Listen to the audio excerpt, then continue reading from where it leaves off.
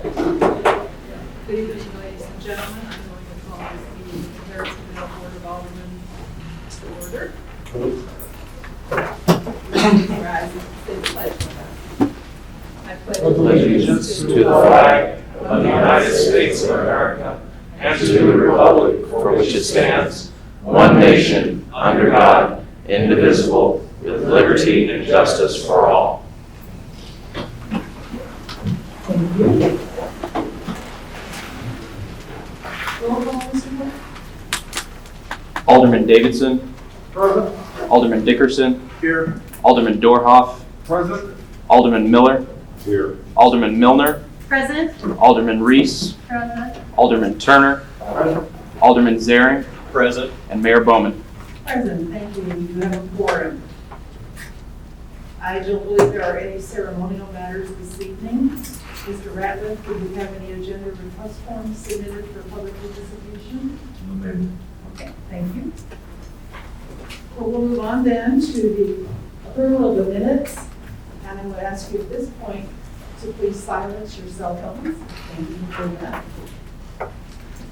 The approval of the minutes of the Board of Aldermen's regular meeting, August 3rd.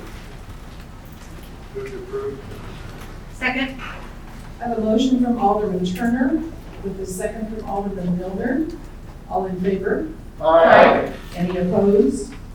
Thank you. The minutes of that Board of Aldermen meeting stand approved. The minutes of the Board of Aldermen work session, August 3rd, 2020. Move to approve. Second. I have a motion from Alderman Davidson with a second from Alderman Dorhoff. All in favor? Aye. Any opposed? Thank you. Those minutes stand approved. Moving on to the agenda items. The first item that we bring before you is the reappointment to the Board of Building and Engineering Appeals for Kevin Stucker and Tony Meister. Looking for a motion. Move to approve. Second. I have a motion from Alderman Milner and a second from Alderman Turner to approve those two appointments. All in favor? Aye. Any opposed? Thank you. We'll let those gentlemen know. And then the appointments to the Enhanced Enterprise Zone Board. I'm bringing to you recommendations of Larry Couch, D. Shelton, and Michael Weaver, and all three are in the audience this evening. You want to just kind of give us a high sign? There you go. These three appointments would complete the city's appointments to the Enhanced Enterprise Zone Board. And Mr. Clark, who's in the audience, has been in contact with the other taxing jurisdictions to see who their representatives will be appointed. So I'm looking for a motion then to approve the appointment of Larry Fausch, D. Shelton, and Michael Weaver to the Enhanced Enterprise Zone Board. Move to approve. Second. I have a motion from Alderman Davidson with a second from Alderman Dorhoff. All in favor? Aye. Anyone opposed? Thank you. Those appointments stand approved, and I want to thank all three of you for your service to the city. We appreciate it. All right, moving on then to the Log Cabin Festival event permit. Chief Hofer. Good evening, Mayor, members of the Board of Aldermen. Before you tonight is the annual event permit for the Log Cabin Festival. This will be the 11th year for the event if approved. The Chamber of Commerce is the co-sponsor on this along with the city. The application they have submitted this year is very similar to years past. Just a few minor changes. Recently, the beer garden number 3 was taken out. I'm not going to go through these line by line.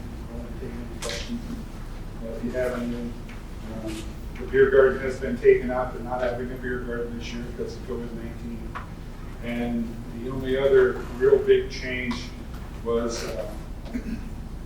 they are going to close Ward Street on Monday where it had been closing on Thursday. So you won't be able to get there. There's a ride from the carnival that they want to bring in this year so that they need to close it a little earlier. In your memo, you have the cost to the city. I don't think that changes much. With the beer garden, maybe some hours in the Parks and Rec because they don't have to bring those chairs and tables up. Me as a department head, I'm concerned with coronavirus and having it. the event, but we need to move forward.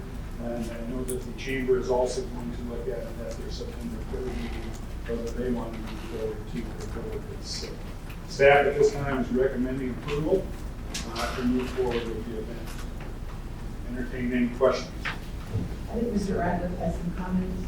Just additionally, at the last chamber board meeting, they will require all vendors to be masked and gloved, and they also, any parade participants, if there's anyone handing out anything along the crowd, they're going to require masks and gloves for that as well.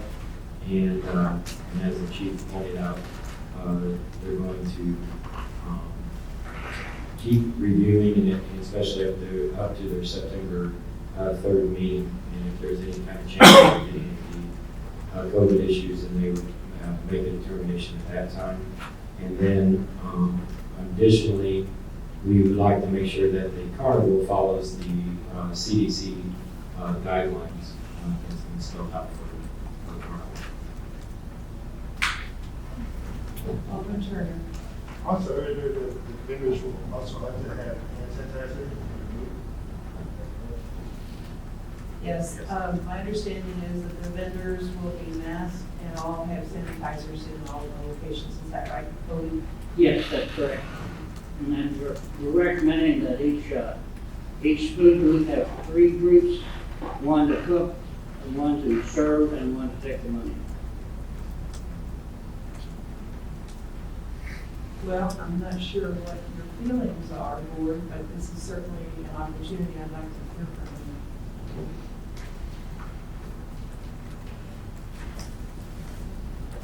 Just out of curiosity. You're looking at me, so you Yeah. must have something to say. And I think it's fine for you to remove your masks when you speak. Toby, do we have any ideas on if, like, Santa Calhoun Days is going on? Are any of the other areas still doing theirs? Have we heard? On Santa Calhoun, Or just anybody else who normally, because I know there's several that have them around the same time that we do.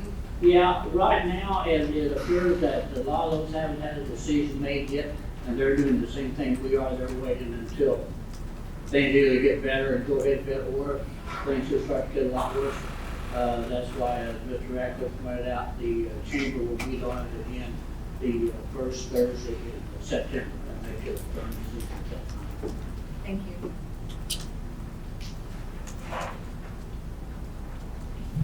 Anyone else questions of either Chief Holder or Mr. Carl?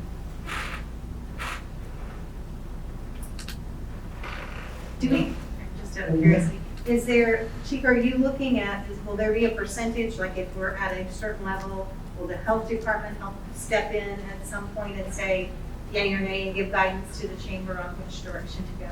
I don't think the health department will give the city any kind of, if they ask, they will, of course. But I don't know that they have a certain percentage. I think, this is my opinion, it's kind of like going back to school. You're just gonna have to wait and see what happens. Yeah. I'm sure that the chamber has been working with the health department, similar to what the farmer's market is doing and jumping in front. But I don't know what the percentage we're looking at that we're also going to cancel. And will the carnival, I keep asking all these questions, sorry guys, I'm just thinking, I was involved too many years to not ask these questions.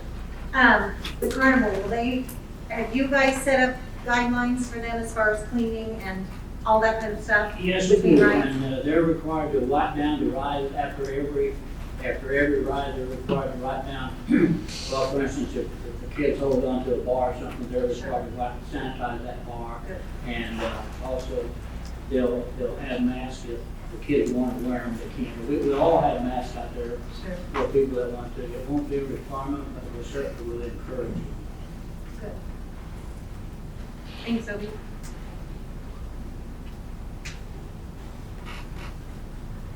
Any further questions? If not, I'd entertain a motion to grant the Log Cabin Festival event permit for 2020. I'll make a motion to grant. Second. I have a motion from Alderman Zaring, and a second from Alderman Turner. All in favor? Aye. Anyone opposed? Thank you. You may proceed with your festival. You're welcome. All right, moving on then to Council Bill 39. Council Bill 39, an ordinance authorizing the city administrator to enter into an agreement with the Cass County Tribune to serve as the city of Harrisonville official newspaper of record, establishing an effective date. As you'll see in your packet, we did a request for proposals for official newspaper of record. Essentially, as you all know, that the city is required by state law to put postings in a public publication. The South Tribune on July 1st became a paper of record, legal paper of record. The state requires them to be in business for 3 years before they can get those qualifications. And so as a result, we did the RFP, and the South Tribune came in with a complete packet. We did not get a submittal from the Democrat that the city has been using, I guess someone said forever.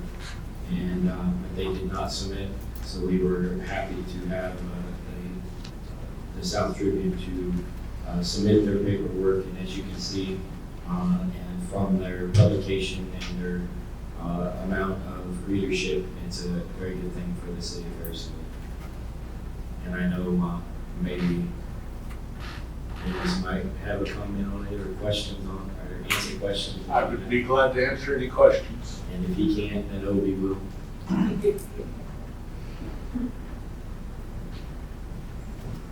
This is an ordinance. I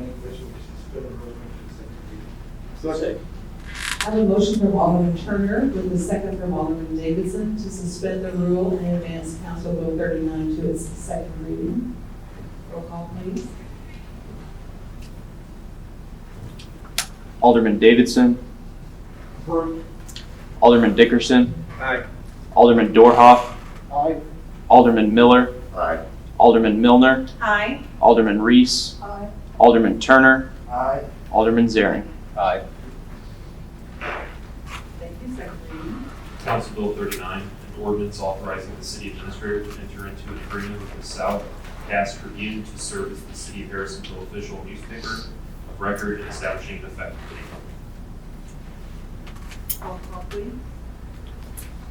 Alderman Davidson. Aye. Alderman Dickerson. Aye. Alderman Dorhoff. Aye. Alderman Miller. Alderman Milner. Aye. Alderman Reese. Aye. Alderman Turner. Aye. Alderman Zaring. Aye.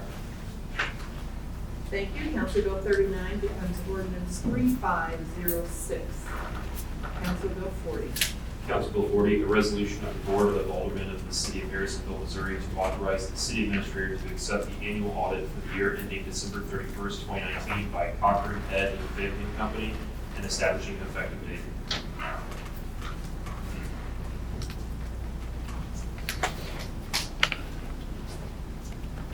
Mr. Smith and Mr. Keenan, I believe. Good evening, Mayor and Board. Michael Keenan is here with Cochran, Head and Pick. They performed our annual city audit. I just wanted to relay to you that it is later in the year for the resuming of the audit. COVID definitely delayed a lot of these things. So just so you're aware, that's why it's later in the year this year. And I'll turn it over to Michael. Thank you.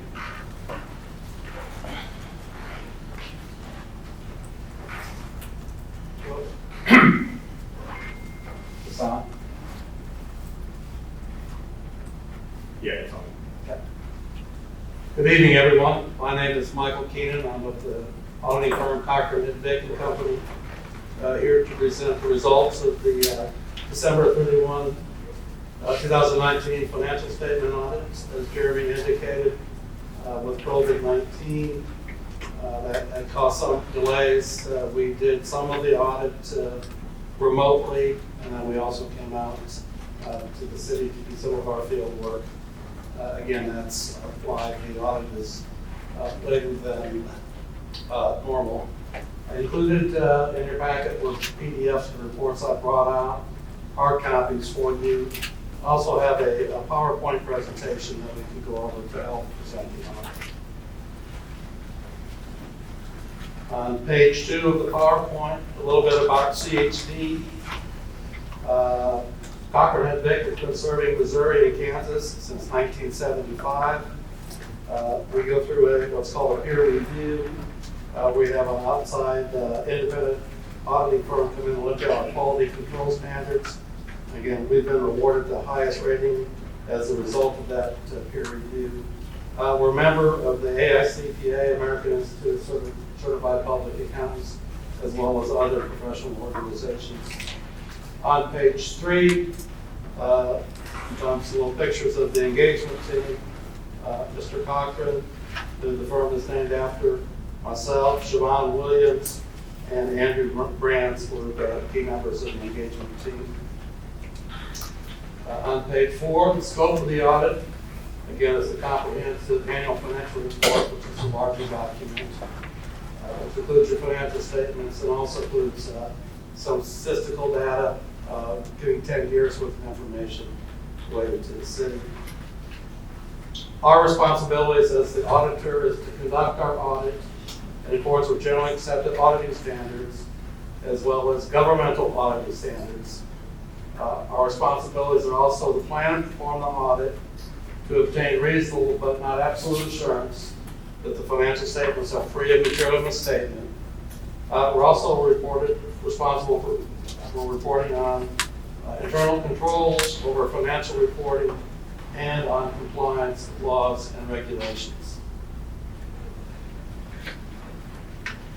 On page 6, the Auditing Standards Board of the American Institute of Certified Public Accountants recommend that we communicate these matters to the governing board. Illegal acts, none came to our attention as a result of performing our audit procedures. Changes in significant accounting policies. No new accounting policies were adopted, and the application of existing policies did not change in 2019. I'm also pleased to report we had no difficulties or disagreements with management, and we had full cooperation and access to the books and records. On page 7, a financial and compliant audit really addresses 3 basic questions. The first question, are the financial statements free of material misstatement? Our answer to that question, we have issued an unmodified opinion that indeed the financial statements are fairly presented in all material respects. Commonly referred to as a clean opinion. That's the highest level of assurance we can give on an entity's financial statements. Our internal controls over financial reporting adequately designed and operated effectively. We did identify a deficiency in internal controls that we considered to be a material weakness. It was similar to what we identified in the prior year, and it relates to material adjustments that we identified to assist the city in recording certain transactions, basically converting your books and records from a cash basis to a financial statement modified accrual basis. We'll note that the city has hired Baker Tilly to assist the city in implementing review of financial transaction, as well as assisting in guidance on GASB and training. Third question, did the city comply in all material respects with financial laws and regulations?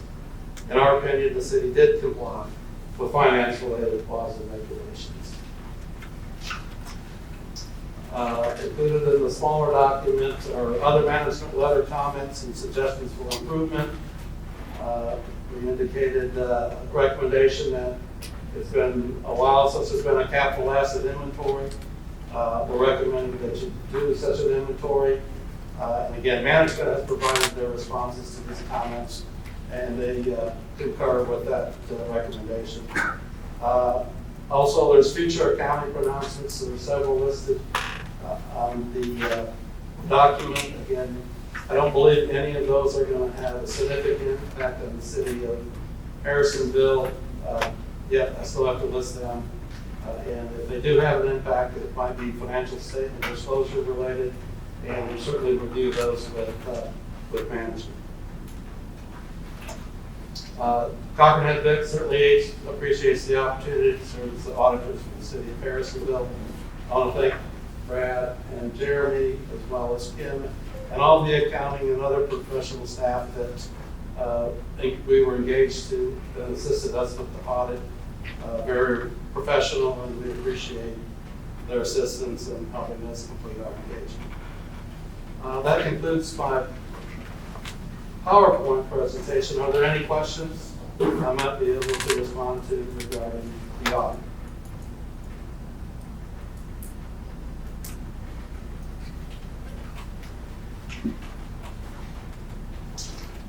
Here now, if you do have questions at a later date, or you'd like to contact me via email or telephone, Jeremy or Brad could provide you my information, and I would be more than happy to take any questions.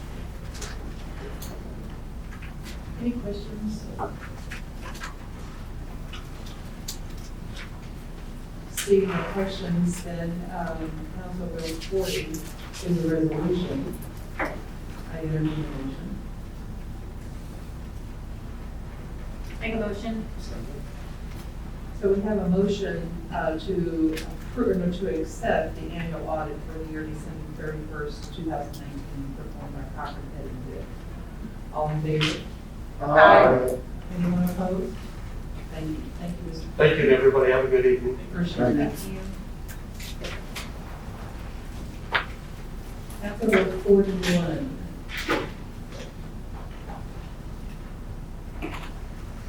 Ben, I believe you're going to do that. Do we have a public hearing first?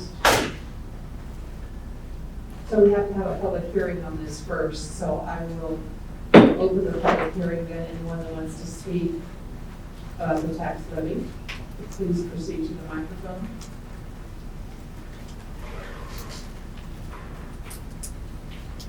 Anyone in the audience wishes to address the board? Seeing no one, I'll close the public hearing. Then we'll move on to Council Bill 41.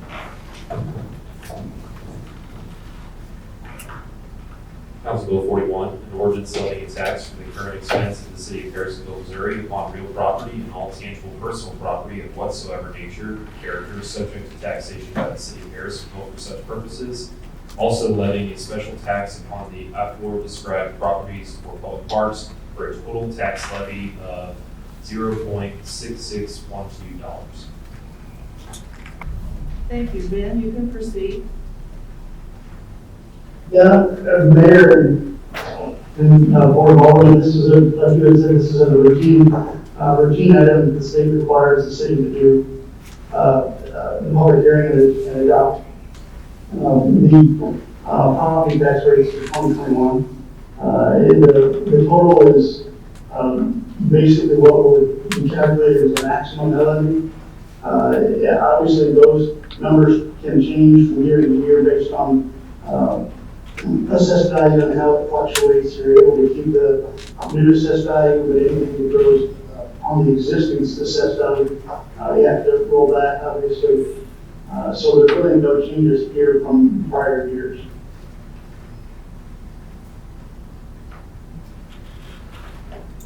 Questions or discussion? As Mr. Hart said, this is a routine thing that all cities do, and it has to be done by September 1st. So it's coming to you this evening as an ordinance.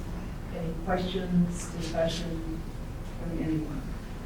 Is this the same amount? Alderman Is Dickerson? this the same amount as last year's tax levy? I believe it's slightly increased due to the assessments. Is that correct, Ben? That's right. Yeah, that's right. Okay. Alderman Turner? On right here, page 30, page 113, the joint apartment says the tax levy is 0.6658. I'm sorry, where are you at? Page 113. And that's higher than what's proposed.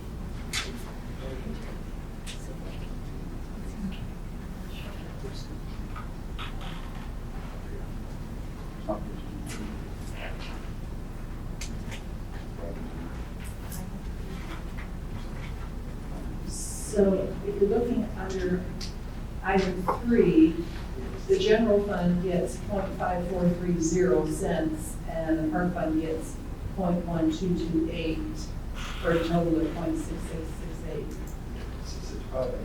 658. Which is more than what we're trying to pass now.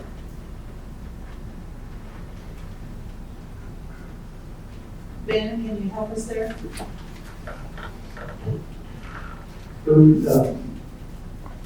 can you repeat what that question was? If I'm understanding correctly, there appears to be maybe a discrepancy in the documentation. Can you tell me what page that was on? Well, I mean, for his documentation, page 30.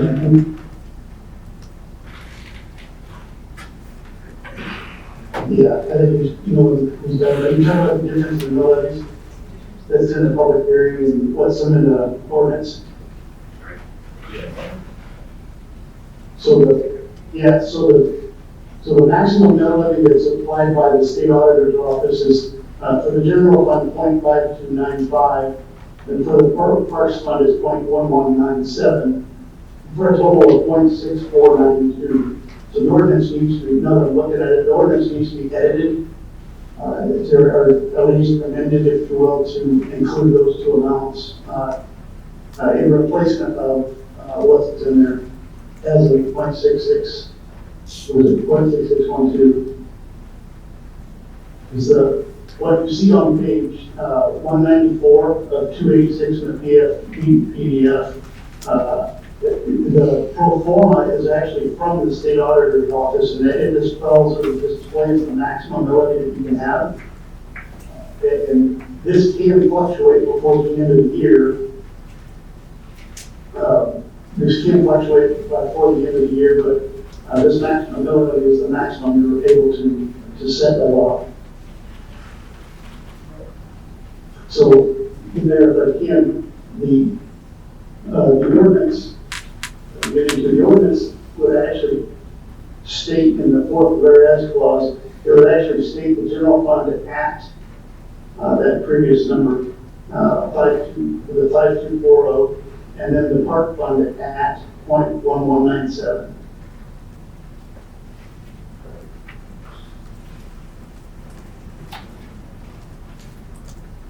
You understand what you're talking about with the state auditor? So here in the state of Missouri, well, in the state of Missouri, what happens is the state auditor sends information to the county sends it to us, and if we're doing numbers, we have to send it back to the county, the state auditor sends it back, and then in the end, the state auditor tells you what it is. Right. This here says. I've never understood that, you know, I just don't know why the state auditor doesn't tell you. But Well, it says tax year ended December 1st, and what it was 0.665. And in the end, if you go at the point of that pro forma, when it comes back to the state auditor can change it again before the end of the year. Right. What they eat is right, what they're doing now.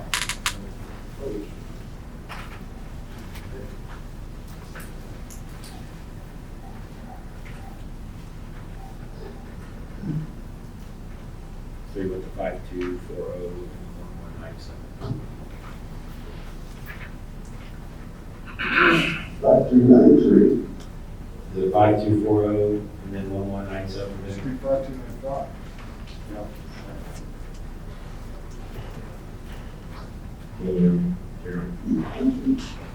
Go ahead. Maximum, actually. Then the number would be 5240 and 1197. Let me double check this. No, you know what, now that I apologize, if Kim had been here, she would have been correct. The original ordinance is actually right. On page 199 is the numbers that's in the ordinance. So the ordinance is correct.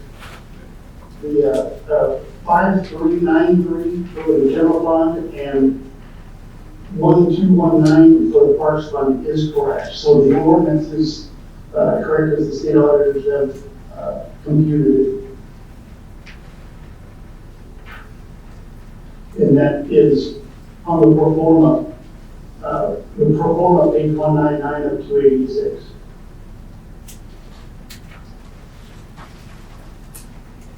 as well as the prior page. Those are the maximum mill levies within that section.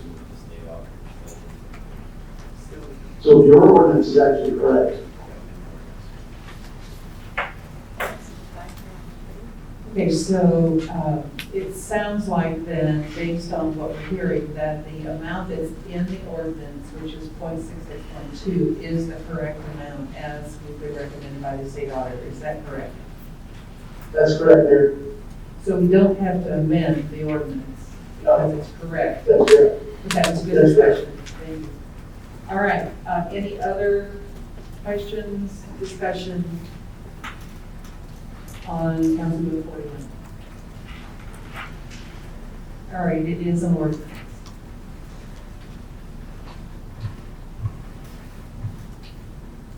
I'm looking for a motion.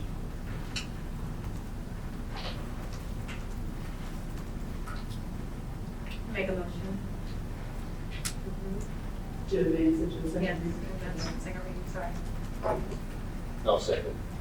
Thank you. I have a motion from Alderman Milner with a second from Alderman Zarin to advance Council Bill 41 to a second reading.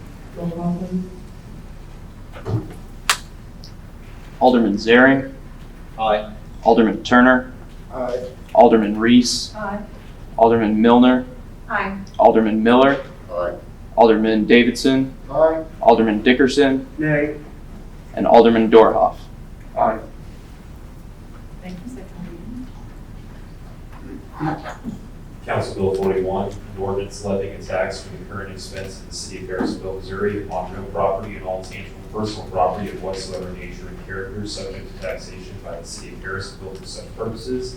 Also levying a special tax upon the aforementioned described properties for public parks for a total tax levy of $0.6612. And second reading. Alderman Zaring. Aye. Alderman Turner. Nay. Alderman Reese. Aye. Alderman Milner. Aye. Alderman Miller. Nay. Alderman Dorhoff. Aye. Alderman Dickerson. Nay. And Alderman Davidson. Aye. Thank you. Council Bill 41 is approved and becomes ordinance 3507. Mayor Bowman, Yes, sir. I would like to change my first vote to yes. Okay. Did you get that? Okay. Thank you. All right, Council Bill 42. Council Bill 42, an ordinance of the city of Harrisonville establishing and amending sections of the municipal code of the city of Harrisonville, Missouri regarding billing operations. Jeremy, thank you. Good evening again, Mayor and Board. Before you on this is everything that we talked about last week at the work session.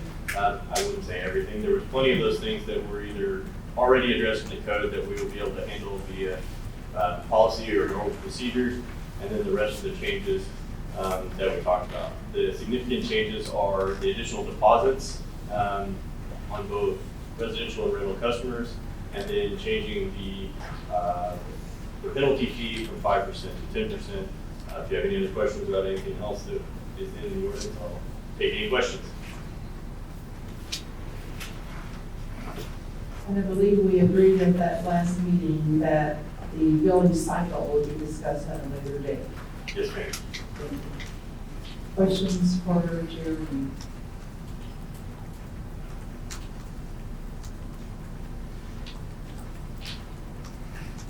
You must have done a good job last time. This is an ordinance. Looking for a motion for this ordinance. Make a motion to suspend the rules and read Council Bill 42 to the second reading. Thank you, Alderman. I have a motion from Alderman Turner with a second from Alderman Reese to advance Council Bill 42 to its second reading. Roll call, please. Alderman Davidson. Aye. Alderman Dickerson. Aye. Alderman Dorhoff. Aye. Alderman Miller. Aye. Alderman Milner. Aye. Alderman Reese. Aye. Alderman Turner. Aye. And Alderman Zaring. Aye. Thank you. Second reading. Council Bill 42, an ordinance of the city of Harrisonville establishing and amending sections of the municipal code of the city of Harrisonville, Missouri regarding billing operations. Roll call again, please. Alderman Zaring. Aye. Alderman Turner. Aye. Alderman Reese. Aye. Alderman Milner. Aye. Alderman Miller, Aye. Alderman Dorhoff, Aye. Alderman Dickerson, Nay. and Alderman Davidson. Aye. Thank you. Council Bill 42 is approved and becomes ordinance 3508. Council Bill 43. Council Bill 43, Burns and McDonald rate study presentation / resolution of acceptance, a resolution authorizing the city administrator to accept the results of water sewer rate study from Burns and McDonald completed in August of 2020. Mr. Ratliff, would you like to introduce them? Madam Mayor and Board, David Newman is here tonight with Burns and McDonald. Over this past year, have been doing a rate study for the water and sewer. Some of it you've heard some, and we had discussions about the bonds that were included in this. And I think from the information that he'll provide to you all tonight, you'll find it very useful information and a really good plan for the city to go with. So with that, David, go ahead. Thank you. Perfect. Good evening, Mayor and Board of Aldermen. My name is Dave Nauman with Burns and McDonald, and it's been a pleasure working with your city and its staff in the development of this report. I'd like to cover a few things with you today. One is just provide a little bit of background on what we see happening industry-wide with water and sewer rates, and then give you some perspective on where your current rates stand relative to others in the area. And then we'll get into the study approach and some of the. So the first thing we'll look at here is what's happening to water and sewer rates. And we look at a number of different indices and data points to help provide that perspective. The Bureau of Labor Statistics tracks a water and sewer index. It's a component of the Consumer Price Index. The National Association of Clean Water Agencies conducts the annual cost of water. And the AWWA, which is American Water Works Association, also does a very comprehensive rate survey. All of those sources lead us to a 5 to 6% per year increase nationally in water and sewer rates. And some of those indices go back to the mid-'80s, and they're reliably 5 to 6% per year. So one way to characterize what's happening with water and sewer rates is that they're rising about 2 times the rate of inflation, what we generally think about as the Consumer Price Index. There's a few reasons for that, just national trends. One is that there is a general decline in use per account, particularly with residential accounts, and that comes from either greater awareness of conservation or implementation of low-flow appliances or low-flow fixtures. And so that has a tendency to depress revenue streams a little bit, and that can cause some challenge sometimes when your utility has a largely fixed cost structure. So that's one dynamic. Inflation for water and sewer costs tends to ride a little higher than the Consumer Price Index as well. Construction costs generally increase about 3% a year, although that's been fairly volatile in the last couple of years. Power, chemicals, benefits for your personnel, all of those components tend to drive your operating expense and your capital costs up at a rate higher than general inflation. Regulations directly affect the way your utility operates, and in turn, the required investment in infrastructure to keep the water clean and to treat the wastewater. And that's a material driver as well, but perhaps one of the most significant issues, and it's come to the forefront in about the last 10 years, is the liability associated with underground infrastructure, with pipe systems that are easy to forget about and neglect until they fail. So it's an industry-wide issue, and when we think about those 5 to 6% rate increases that I was talking about on the prior slide, that's happening, and yet we still recognize as an industry we're underfunding renewal and replacement. So a little perspective about where your water utility sits first. This is what we call a typical bill calculation for a residential customer of 5,000 gallons a month. The green bar represents the city of Harrisonville. And around that, you see 14 other regional entities that provide water in the Kansas City and your area as well. Water District is here, Water District 9 as well. And And what you'll find is that you're, for a 5,000 gallon user, a pretty frequent usage level, you're right in the middle of that survey. Definitely not at the highest, and well, not at the lowest. And similar findings on the sewer side. The overall average cost for sewer in this survey is a little higher than what we saw for water. Water is about $50, this is about $58. But again, your position is right in the middle with respect to those regional peers. So with that information as context, let me get into a little bit of how the study was conducted and then what our recommendations are. We follow a 3-step process in rate studies. And what that involves, the first step is a financial plan. And we look at that financial plan to determine how sufficient revenues under existing rates are to meet your future operating capital costs. That's step one. Step two provides some perspective. It's called cost of service analysis, and it provides perspective around the equity of the current rates, how well each class, customer classes, costs align with revenues. And then the last piece is rate design. So rate design needs to be sufficient enough to generate the needed revenues, as well as recognize any equity adjustments that we would recommend. In financial planning, we look at this through a framework. And that framework has guiding principles. And these principles are really they're pretty universal with most studies that we do, but they're customizable to each utility. And the first one is when we have an instance where you've got consolidated utilities, your water and sewer enterprise is a single fund, funds both water and sewer activities. We pull those apart, and we want each of those enterprises, those sub-enterprises, if you will, to stand on their own. So that's objective number one. Once we get past that, it really is how do we gauge the sufficiency of revenue in existing rates. We want, where we can, to mitigate rate shock. So what you'll see in the report is a levelized program of rate increases to try and reduce the risk of large, substantial increases in any given time.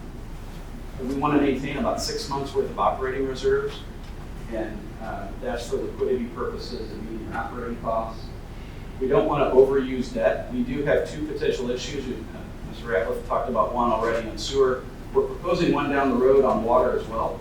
But we're using debt to shave the peaks off your capital plan and provide a healthy cash flow for reinvestment in your system. We have a principle called debt service coverage, which simply measures the health of your cash flow. It looks at revenue minus your operating expense over each year's debt payment. And that ratio, if it were exactly 1, would mean that after you collect your revenue and pay your operating expense, you have exactly what's needed left to make your debt service payment. We target 1.5. Which means you're going to be generating cash in excess of your immediate costs, and that cash gets reinvested in your system through your capital plan. Your minimum requirement is 1.1. And the last piece is that there are several key priorities we worked with your staff to identify in the capital plan, and those are funded, and we'll talk about those just a little bit. We'll talk about right now. The first is the capital plan for the water utility, and this is a little hard to see on the slide. The table is in your report. A few things I would point out. We include a renewal and replacement amount of $100,000 a year for your system. Staff felt that that was an adequate reinvestment rate for the needs of the system as they stand today. Outside of that, most of the projects are relatively small scale with a couple of exceptions. There's an investment in dam improvements and spillway scheduled for 2021. And then the largest item on the capital plan is on Road 10, which is the raw water line replacement. And that project's about $10 million. It's a substantial investment. You can see at the very bottom of the slide that that's the point at which we recommend debt issuance to help mitigate the spike in that particular year. On the sewer side, again, we have $100,000 a year set aside for renewal and replacement. We're also setting aside reinvestment monies for addressing infiltration inflow. That's seepage into your system caused by wet weather events, either water tables or connections or cracks in sewer lines. And we also have about $150,000 a year to support stormwater improvements. So there's 3 elements of what I would call recurring infrastructure there funded in the capital plan. But there are also some pretty sizable projects. There's a treatment plant project in implement ultraviolet disinfection. That's scheduled as one of the projects to be funded out of the upcoming sewer debt issue. We also have some lake improvements and some lift station improvements as well. And the combined total of those projects is what drives your proposed debt issuance. Once you get past that peak, you can see by year, 2021 is the peak requirement for capital. Once we get past that peak, everything else is cash. So the next two slides, we'll look at a summary of the financial plan. The bars represent your cash obligations. And so blue, in this case, is your operation and maintenance expense. That's starting the 2020 budget and inflating about 3% a year. The red represents your existing debt commitments, and on the water utility, there's one outstanding debt issue that applies. It's funded out of water rates. It's related to your water plant expansion in 2017. The green represents the payment associated with the proposed bond sale that's late in the planning period. That's why you can see it at the very end. And then yellow represents the cash created for funding your capital plan. We can meet those requirements with a 2.5% per year increase. So as we think again back to a 5%, 6% national trend, we can accomplish the priorities of the water utility and meet the financial objectives that we've set as guiding principles with 2.5%. On the sewer side, a similar format here. So again, your blue represents your O&M. It's increasing at 3% over budget. There are 3 or 4 outstanding debt issues for the sewer utility, but as you can see in the graph, the red area diminishes over time. There are 2 of them that retired that are fully paid off in the study period timeline. And in working with Ben at Baker Tilly, the proposed debt issue will have debt service that essentially wraps around that payment. So as the payments on existing debt go down, the green bar gets bigger, and it helps levelize that debt payment and reduce the impact to your rates. And again, yellow represents future cash flow for capital projects. We can accomplish the needs of the sewer utility with 5% per year. So very much like industry in that respect with a 5% per year. This next table shows you a proposed rate path. So I would consider this a path, a guide to be evaluated every year as you go through your budget process and determine whether or not circumstances and assumptions have changed. But it reflects on the water side a 2.5% per year increase in your water rates, and on the sewer side a 5% increase. It maintains your existing rate structure, which includes a service charge and minimum bill with the first 1,000 gallons of use and a volumetric fee for every 1,000 gallons. And when we come back to those typical bill comparisons, what you'll see in this graph, you'll see 2 green bars. The second green bar represents the bill at that 5,000 gallon level for, in this case, a water customer after that 2.5% is implemented for 2021. So you can see it doesn't change your competitive positioning in the survey, and would lead to an increase of about $1.21 per bill for an average water user. And on the sewer side, similar findings. So a 5% increase here, so it's a little higher than what we're recommending in water. The dollar impact for an average bill is about $2.65. Again, doesn't change your competitive position in the survey. And the last point I make about these surveys is, and it gets back to that 5% a year increase nationally, this is a static view, so we don't know necessarily what your peer utilities, neighboring utilities will be doing next year, but we know in the aggregate the rates will be marching up. So we're not reflecting any of that for any of the other participants in the survey here. This is the existing rates as they stand. So just a few comments in closing. The first is that we follow the guiding principles and that the proposed actions satisfy those principles. So we're maintaining appropriate reserves, we maintain appropriate debt service coverage, we're providing the funding that you need for your key projects. We can do that at rates that are at or below industry trends, which is a positive sign, and your typical bills at the end of 2021, again, look very competitive. So that concludes my prepared remarks. I'd be happy to address any questions.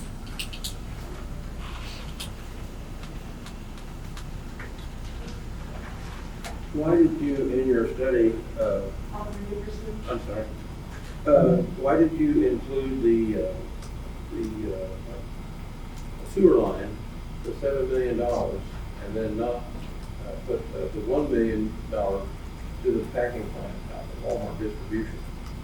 That increased this a whole lot more than it was planned. You know what I'm talking about? I don't know what you're talking about. I apologize. Well, okay, we've had discussions about this before. To restore the packing plant, to make it pass DNR's requirements, was $1 million. No water line, and then $3 million for the main plant for the ultraviolet sterilization. Why hasn't that been followed? We've got the ultraviolet disinfection in the plan. I'm not sure I'm familiar with the other project you're referencing. You have a $7 million sewer line going out there. Oh, the sewer line to get to the facility you mentioned?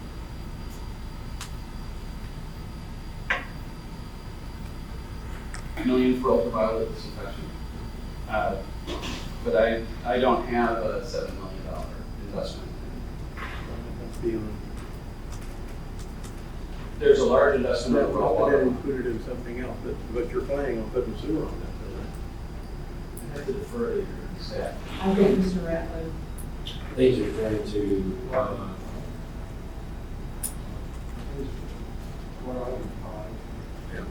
the discussion he was talking about is if we just replace the packing plant as a packing plant, he asked Ed what he thought it would cost. Ed guessed maybe $1 million to be able to replace that. That would be replacing the packing plant to only serve the Walmart distribution center. It would not be able to serve anything else. So that's where the number that he was talking about. I understand that. You're referring to the package treatment facility. Yeah. All right, I'm sorry, I thought you were referring. well, I mean, that brings the cost of the rate very high for this town, to put the pipeline in out there. So in my view, it would be cheaper to fix that packing plant, since that's the only customer we have out there, and will for quite a while. I think that should be it, and then the $3 million for the main plant, that's $4 million. That's a pretty good saving for the people of Harrisonville on their rates. And that would be my approach to this. And then the other thing I've never understood why we have the old Lake Luna and the other lakes included in a rate study for the sewer and water rates. It's never been included since I've been on the board. And it was always up to the city to pass bonds to fix it, or the park department, whoever has control of it now. I think the philosophy behind that is that infiltration and flooding events caused by wet weather are contributing to that, and that can be mitigated by I-9 improvements and infiltration improvements in your system. Shouldn't that be a separate thing from everybody's sewer and water bill? The issue with infiltration and flow is a sewer issue. I've never seen that included before in any of the studies. I just wondered why that was included now. That was the concept.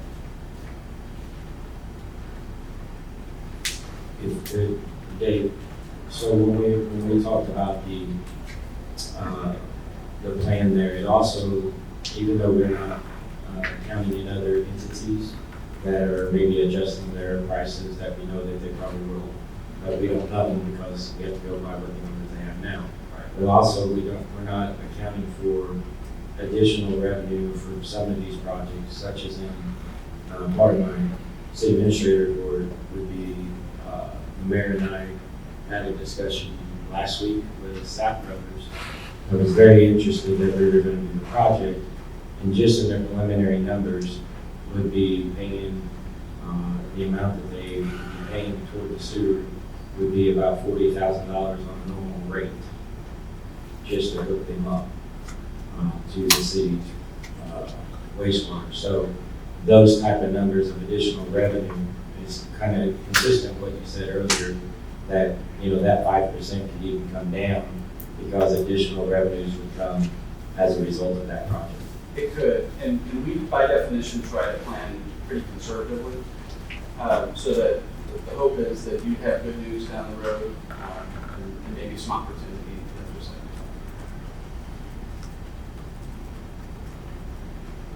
Anyone else have questions?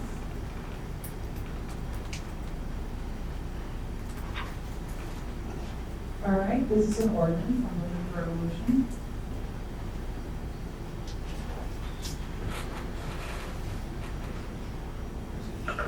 I'm sorry, the resolution, I apologize.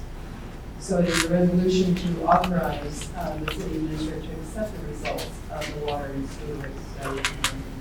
I'm looking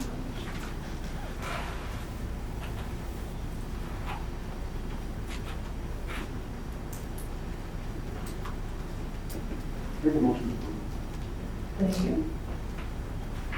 Second. Have a motion from Alderman Dorhoff and a second from Alderman Milner to approve Council Bill 43. I'd like to roll call vote on this, please. Alderman Zeri. Just a second, Mr. Ratliff has a And clarification. this clarification, we're just accepting this as a part of our resources. So when we come to you all with budget numbers and capital projects, we're going to be basing a lot of this information. So that's what the acceptance. Now take a roll call. All right. Alderman Zeri. Aye. Alderman Turner. Aye. Alderman Reese. Aye. Alderman Milner. Aye. Alderman Miller. Nay. Alderman Dorhoff. Aye. Alderman Dickerson. Nay. Alderman Davidson. Aye. Thank you. Council Bill 43 is approved and becomes resolution R022. Council Bill 44. Thank you. Council Bill 44, a resolution to declare the official intent of the city of Harrisonville, Missouri.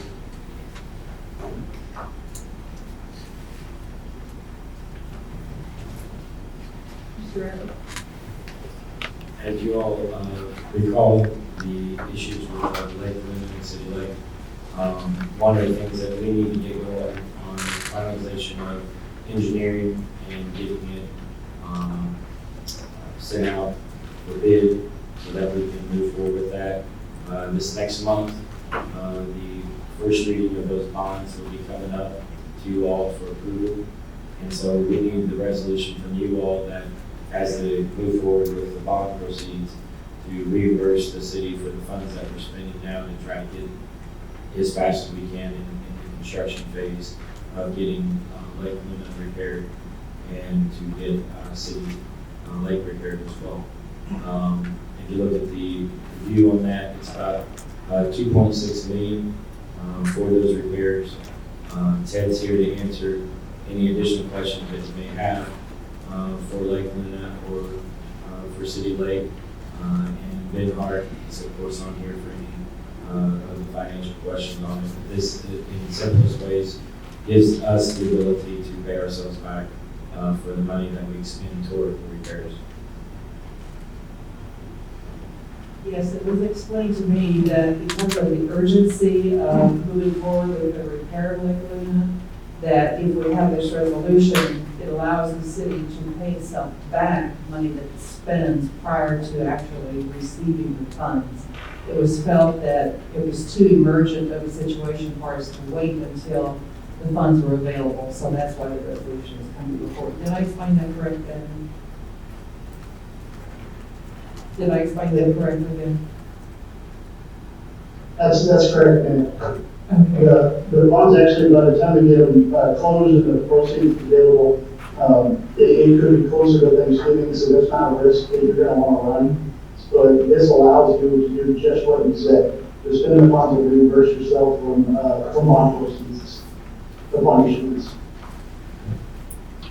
Thank you. Alderman Zeri, you're leaning forward like you have a question. I just want to make sure that I'm understanding it right, because the bond issues, we're basically saying we're going to go ahead and do the work now and we'll pay ourselves back when the bonds pass.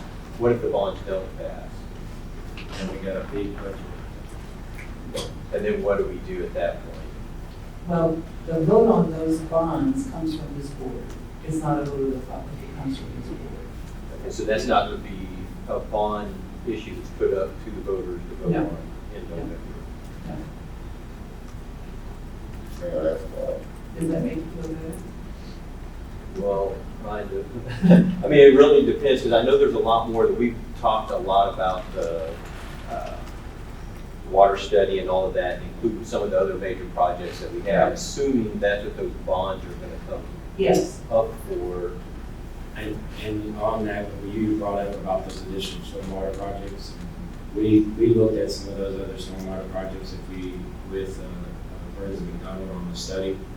And for that first issuance of a bond, it's a big hit to try to do the 2.6 on those two big repairs. Plus the additional one would be the regional detention that we would put in that as well. What I'm waiting on the regional detention is finalization on the property for that before we bring that forward. And then for the city lake and Lake Luna, to move forward on that and get those done. And then as we go along the years, you've seen in the rate study, there was additional funds that was put in there to go towards stormwater projects that wasn't funded before. And so for this next year's budget and budgets thereafter, you'll start seeing more budgets where we're actually budgeting for stormwater projects. And so we felt that was the quickest way and the most cost-effective way without a huge, jump in the rate to get a lot of those projects done.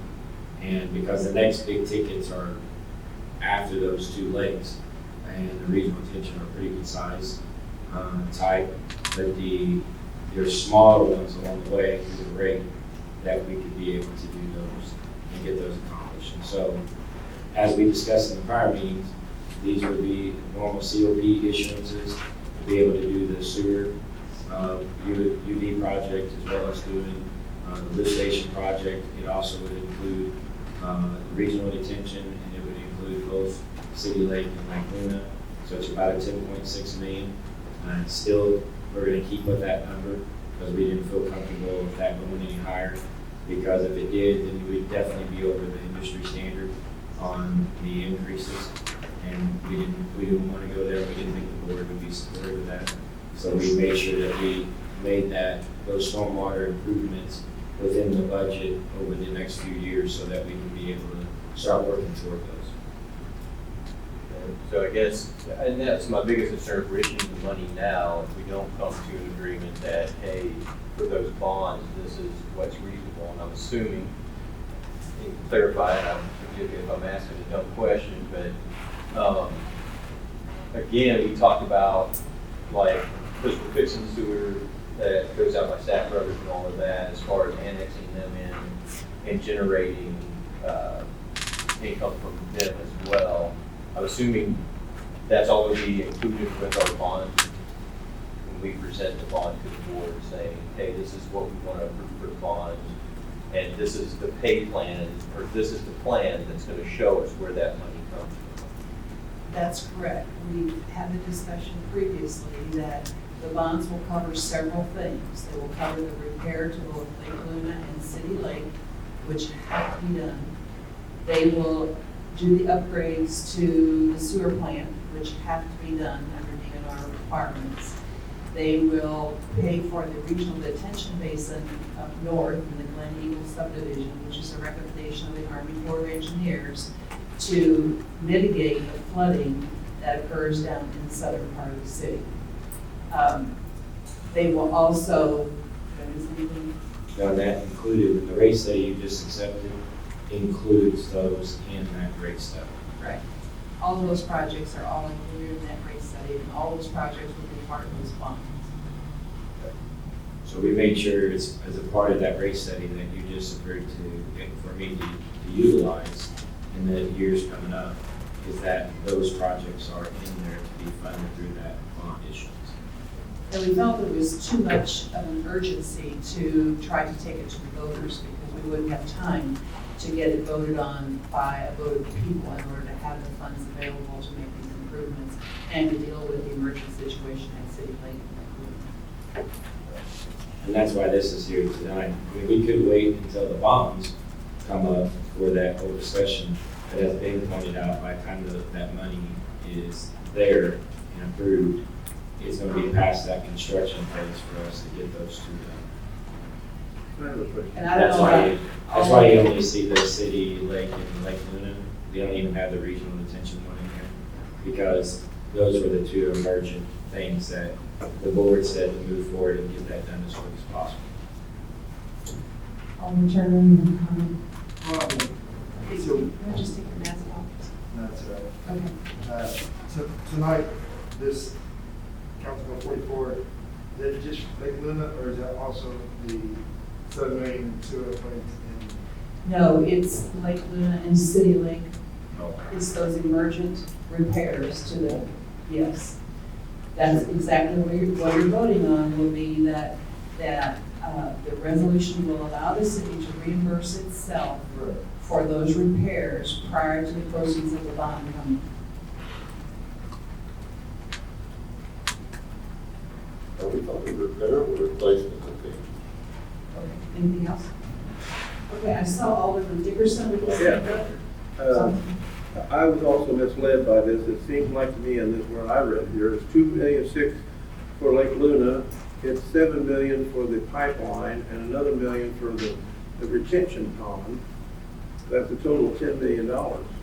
And in my view, whether it's urgent or not, the citizens of this town should be included in a vote if they want to spend that kind of money. And I don't think it should be left to this board to spend that kind of money. Alderman Dickerson, you are the representative of the people who live in Waterbury.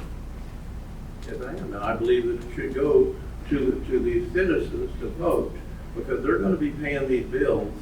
And it should be up to them if they want to incur this kind of debt.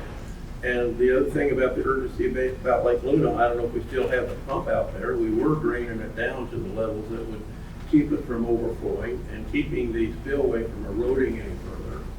And there's measures that could be taken to mitigate it so it doesn't go away so fast and probably at a cheaper rate and at least give everyone a chance to get on board with this bonding. I think circumventing the citizens of this city on a vote to vote this kind of money is not very smart.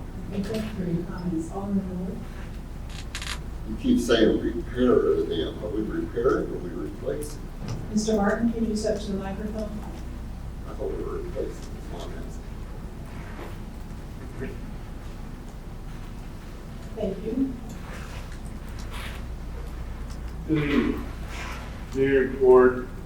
The question is the repairs for the city lake and Lake Luna, repairing the spillway versus replacing, is that correct? Yeah, are we repairing the existing or putting in all new?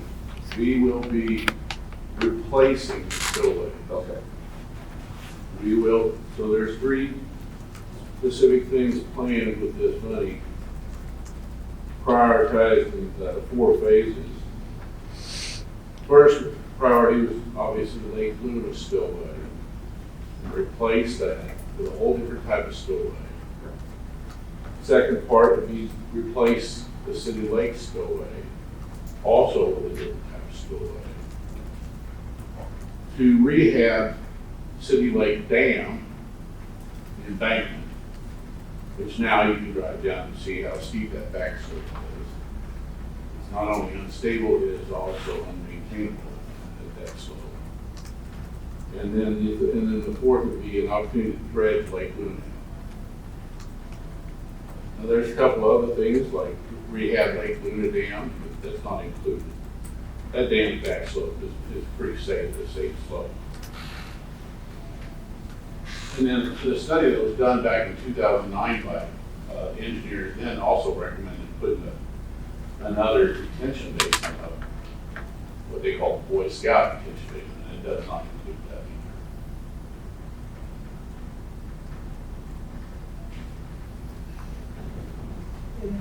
Yes. So to make sure, without the statement that Alderman Dickerson was talking about, the cover letter's telling you where the 2.6 would be coming from. That is about the initial discussions that we had on the sewer projects as well as the water, stormwater projects. The resolution, if you read the resolution, is only talking about the 2.6. That's all it's talking about. It's not talking about the 7 million. It's not talking about any of the rest of that. Those approvals come at a later time when Ben will bring before you all those numbers where you vote on it at that time. And then he goes back out and he goes with the best bidder or the underwriter for the bonds, and then he'll bring back the second part of that.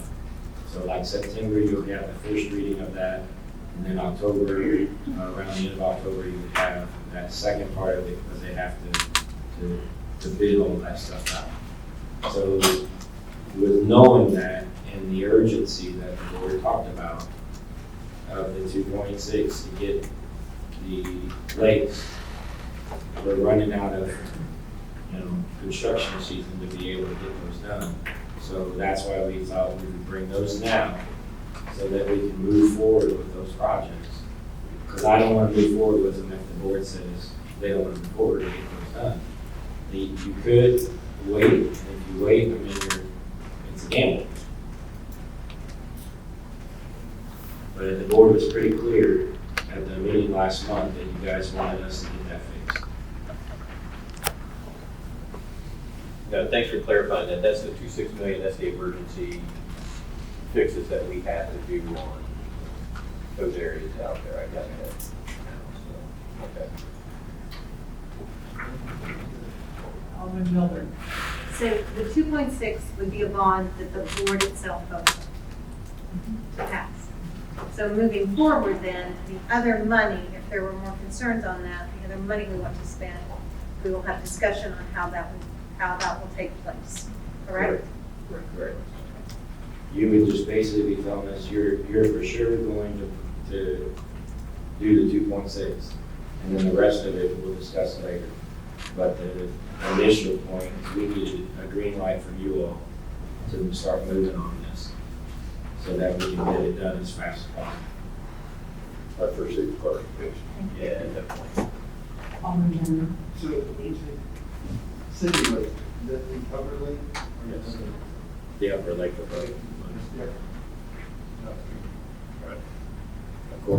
According to Ted, when they were reviewing it from that, there's concern about the spillway. There's a problem with the spillway for the city lake is it's connected enough to the dam that you're going to have to do the repairs to the dam.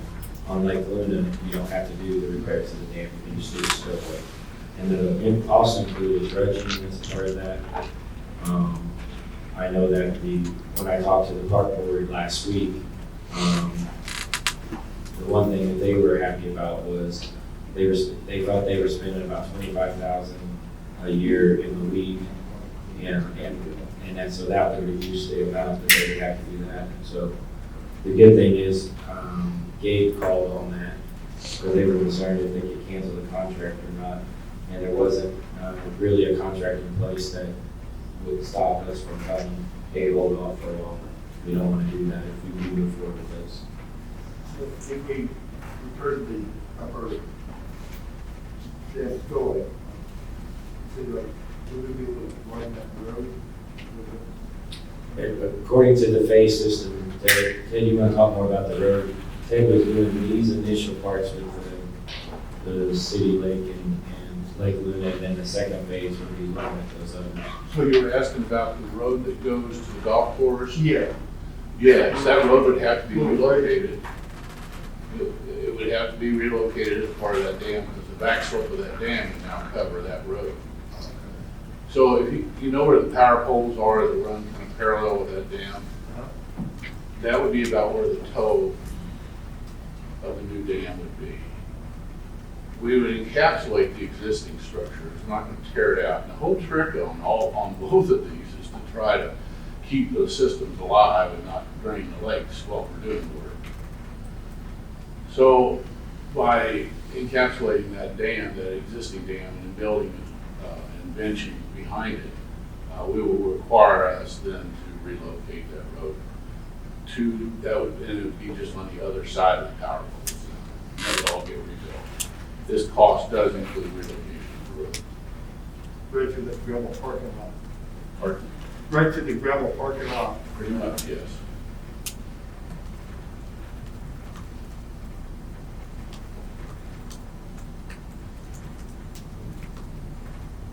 Any other questions from the board? Artis resolution, I'm looking for a motion.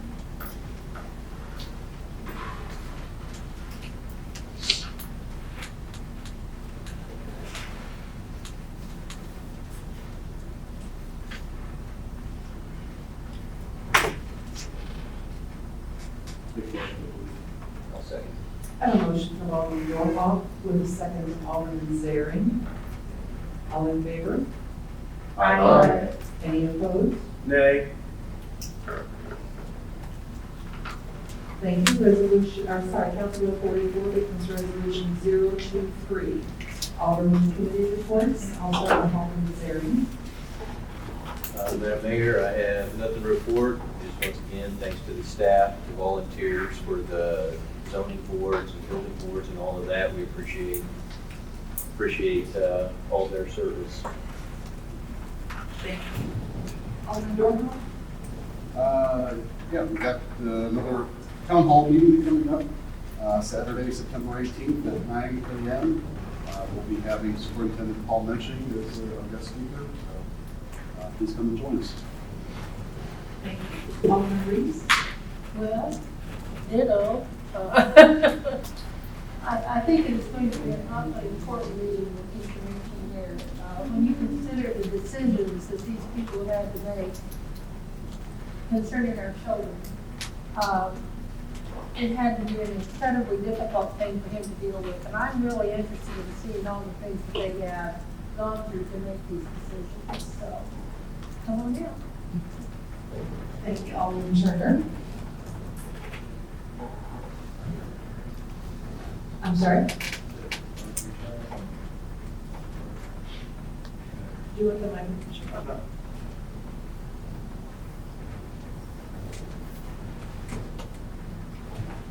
The park board, I did, we had a current retirement, Chris Steele, our first director. I want to thank him for the time he put in for Harrisonville, and everything for our parks. Really good guy, and, you know, I mean, he did a heck of a job, so, but, thank him for his use. Alderman Miller?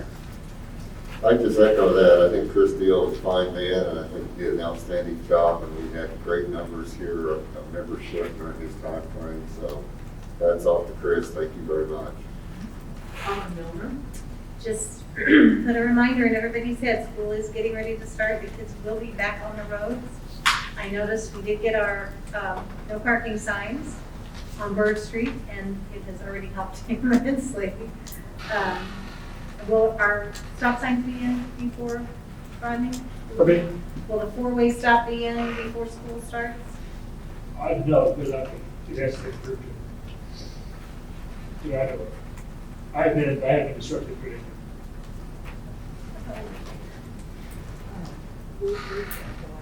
The four-way stop? It's been approved. Yes, we approved that at our last meeting, so maybe follow the rules.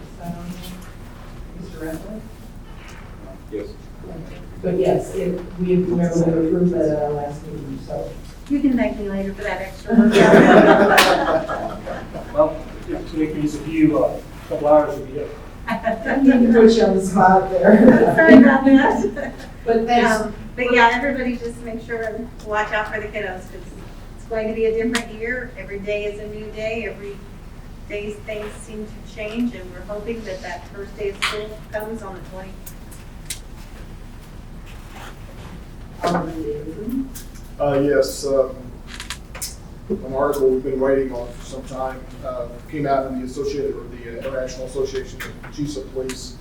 I want to thank, obviously, the police department and their relationship with the Harrisonville schools. Back in 2016, had an unfortunate event which began the Harrisonville Cares Coalition, and which was kind of a joint effort between the police department and schools. And they were asked, well, actually in 2017, correct me, Chief, if I'm wrong, I think they won the award for the best team 2017. They've done a lot of hard work, and they were asked to write an article. And it ended up in, this is not just a nation article, this is a global article. Like I said, in the IACP magazine, and it's a wonderful article. And I don't know how to do this other than say, can I send the article and have it included in the minutes?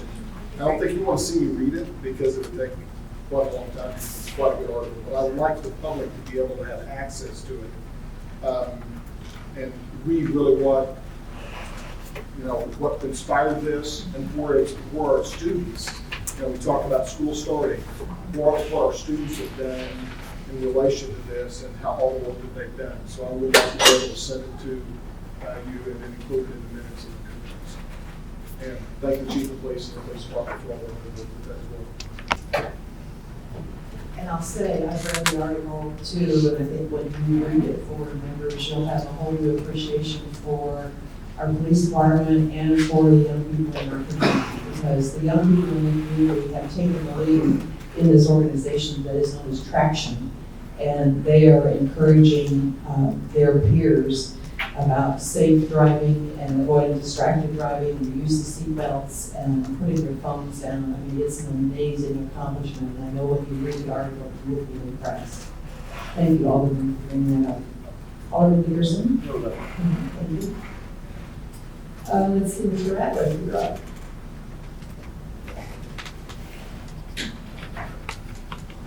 Okay, someone asked me about getting with the Cedarhurst, and the last word we got from them was new code. I slowed them down in a project that they plan to break ground this fall. We also have out the RFP for the city attorney services, and it'll close on August 28th. Mentioned it earlier. We had a very positive meeting with Sapp Brothers, and we should be seeing some information coming to you all pretty shortly from them on request to come into the city. And then the COVID projects, if you all recall, when the COVID issue happened, the state had several $1 million that they received from the federal government. They dispersed them out to the counties. Cass County received about $12 million for the communities and school districts and fire districts. And the cut of those funds, they based that a lot from population. But the city of Harrisonville received $864,380. And then they said you could only have access to 60% of it until August 30th, which was around $518,000.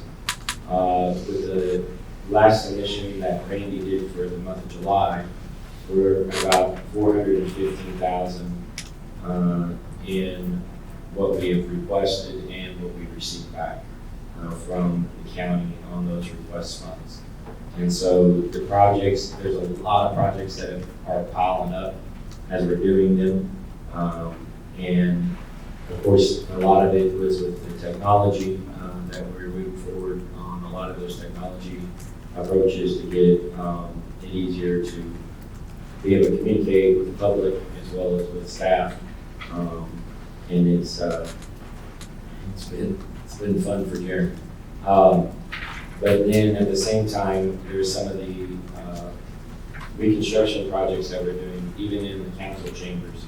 I'm trying to redo things in there to get more separation, reorganize that area there, trying to get additional room. The pillar is going to come out. We're just waiting on the cross beams that have been ordered to get in. Once they're in, they're going to move forward with that.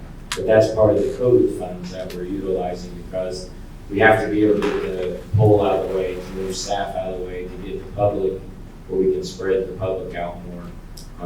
Because we get staff out of the way over on that one side, then we can bring the public around more for separation, to be able to have people in those places. So around right now, like I said, we're up to around 411,000 and requested and received on those funds.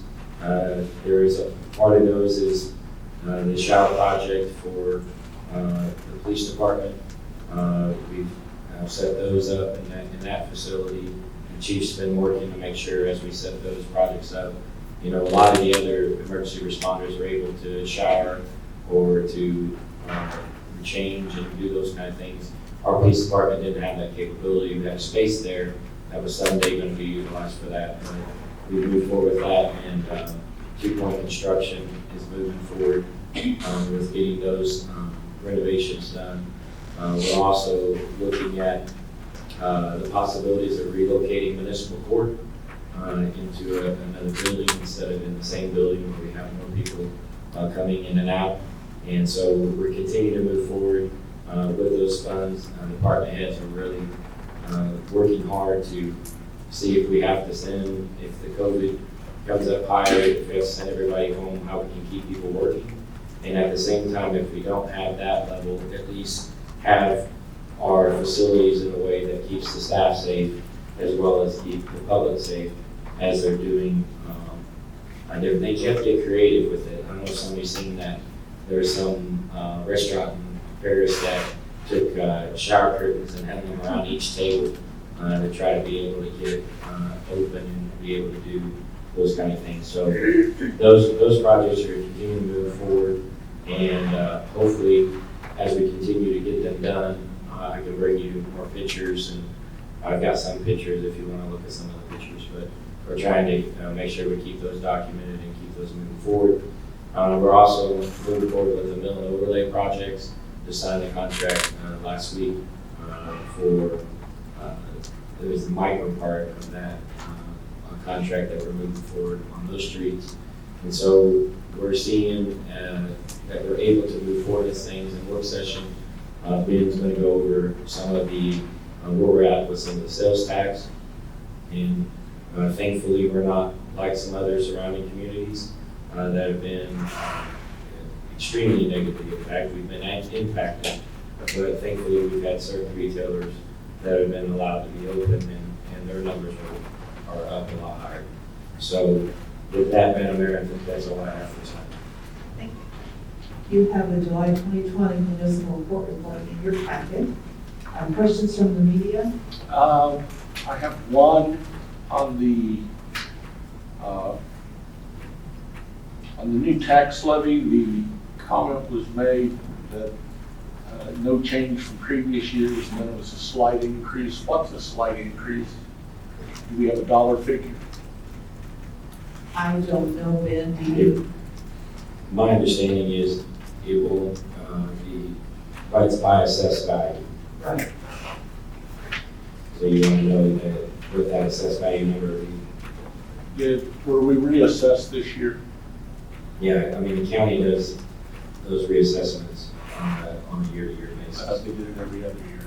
I thought they did it every other year. No, you can ask Alderman Turner. They came by just to see him when he was waiting on his day. So. Oh, good for him. So, I mean, again, I'm just kind of trying to get my hand around a slight increase. You know, you anticipate it's under $20, it's under $50. Sure. You know, I can get you the exact number on the assessments. Appreciate it. Thank you. It's because the assessments were higher, the values were higher, so that's why. Right. That's what I was wondering, was how the rate was adjusting down, how it equal out. So. All right, so I think it's rather so get that from you. Anything else? From the media? No, Okay. thank you. Comments from the attorney, anything from you? Okay.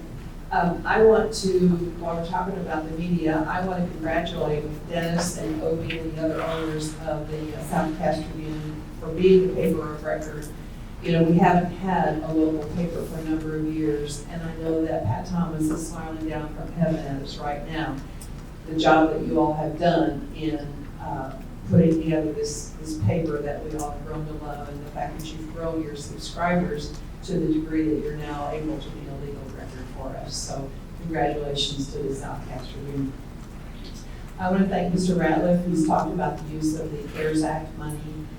You know, cities all over are doing this. They're stepping back and looking at the things that they do and how can they prepare either for a continuation of this particular pandemic, or if it recurs, and there's a second wave, whatever. Cities are looking at the fact that they still have to deliver services to the residents, even if we are impacted by the virus. So you're going to see, as Mr. Rattler said, a lot of renovations and a lot of alterations in our buildings, on our facilities that are designed to keep them clean and keep them sanitized, keep them safe for our residents and our staff. So thank you, Mr. Ratliff, for meeting with the people that are in this room and for the wise decisions that you're making about the use of the COVID money from the CARES Act. The last thing I'll say is our next meeting will have to be September 8th, which is Tuesday, because Monday, September 7th is Labor Day. So with that, I'll take a motion to adjourn. Make a motion to adjourn.